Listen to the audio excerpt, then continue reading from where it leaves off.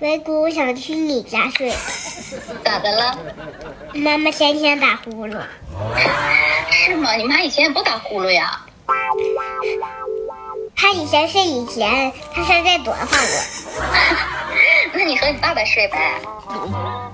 我起来半夜去找爸爸去，爸爸一个屁股我崩走了。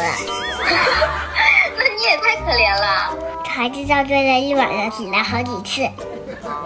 那你来吧。那你来接我吧，姑姑。顺道再买点菜啥的，我正好去你家吃了。你在家吃完再来吧。